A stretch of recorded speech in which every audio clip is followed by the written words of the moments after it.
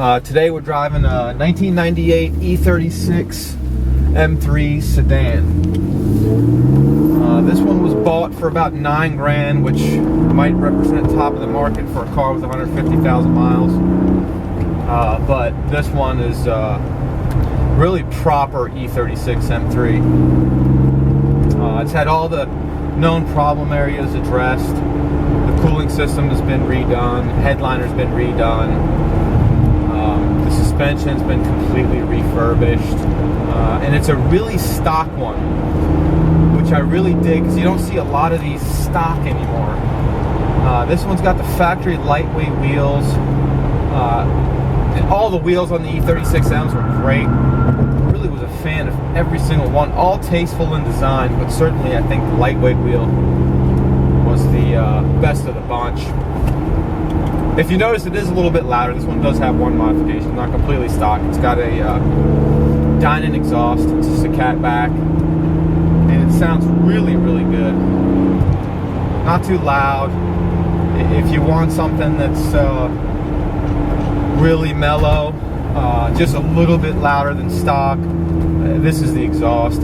As far as power gains, I'm not sure. Maybe a couple horsepower. But overall, just an awesome car. And I think probably definitely the best M value of all the series.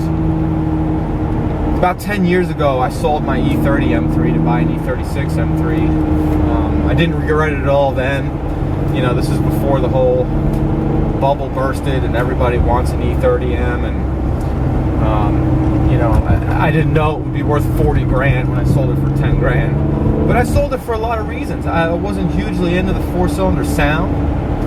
I wanted the E36M, and I loved the E36M. And getting back into this one 10 years later, I remember why I loved these cars. I daily drove an S2000 for 5 years, and this is like, this has that tactile feel that the S2000 has, but in a much more grown-up package. You know, you can pick your kids up from school. It's efficient. It gets about 28, 29 miles a gallon.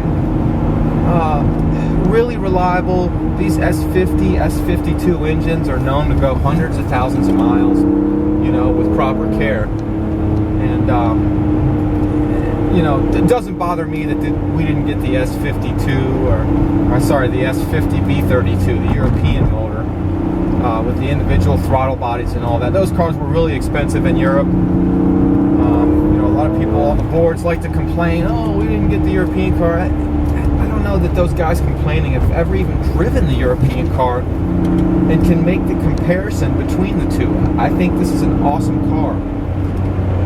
I think what they did to it aesthetically really works well. I think, you know, the bumpers, the wheels, they made it just look special enough that, you know, it looks like an M car. You know, and with the 240 horsepower US spec engine, it can be driven on the street and kind of be, you know, pushed to the limit. Whereas an E46 even, or E90 is certainly not an F80. I mean, you really got to take those cars to the track. 36 M3s, without the risk of waxing poetic about these, they are almost 20 years old. I guess they came out in Europe in '94, so they're over 20 years old. And they feel it, and I love that. And I guess that's why people are paying huge money for air-cooled 911s and stuff that generally feels old. I mean, this car smells old, and I really like that. You know, the E46, I owned one of those. I loved it. I owned the E30M. I loved it. You know, the cool thing about M cars is really you can own them all and not have a redundant garage. Can you guys hear that? This thing sounds really good. Make sure if you buy one of these, you buy a good one. Because you see them on Craigslist for like 5 grand. And for the most part, they're beaters. They require a lot of work. This one, everything redone, ready to drive, super good condition. Owned by 2 enthusiasts that took great care of it. You really want to find a good one. I I think it's one of the best values on the market for 10 grand. Spend 10 grand on one. Don't spend 5 grand on one. You'll regret it. Unless you can do all the work yourself, you know, or you're gonna track it and you kind of like plan on blowing it up and swapping an LS1 or something, whatever. But if you want a good one, you know, spend 10 grand, because I think it's only a matter of time before these are worth more. You know, the bottom line is, I don't think they're going to see E30 M3 appreciation, but they are going to see appreciation. I mean, you know, the word's going to get out, right? Like the unloved E36 M3, and finding a stock one too, that's going to be the real key. I really love this car, especially the sedan. Don't see as many sedans on the road as you do coupes. And I think they look better. They're said to be stiffer. I can't really vouch for that. I do like the shorter doors. They close with a little more tightness, and they do feel better.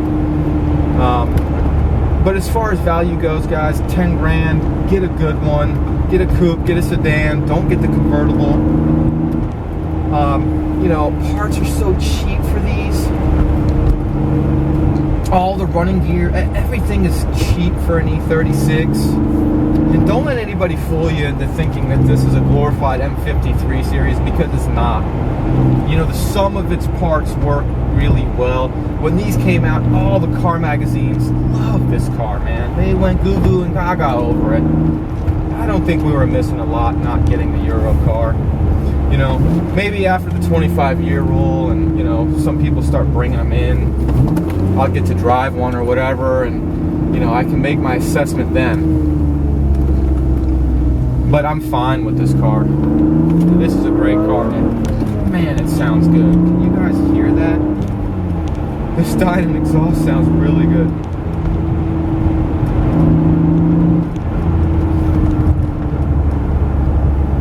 Yeah. The brakes are awesome, 12-inch all the way around. Handling is very neutral. And I disagree with a lot of people on the E36 interior. Like, I think it's fine. You know, E30 interiors were cool. E46 interior, whatever. They're not the best interiors. None of them have a great interior. I think this thing is awesome. It looks particularly good in this light dove gray. I wasn't a fan of the black interiors in these cars. I do like the grays, the mulberries. They had a tan interior called Modena that was super cool. Really make them look special, you know, with the Vaders. These seats kind of suck. The sedan seats, they have no support, none. But they look cool. They got a little M stripe on the headrest and stuff. I mean, for the most part, I don't know, if you're tracking it or whatever, you want to put seats in it. But they're aesthetically pleasing. And this one is just so nice. Leather is almost perfect. It feels really special. You're looking at the M mirrors. They just, you know, they just look cool, man. So, buy an E36 M3. That's all I got for you today. Because in 5 or 10 years, you're not going to be able to get one for 10 grand. Not a good stock one. Just the way the market is going, people are going to start realizing that cars that feel like this, they just don't get built anymore. They're done.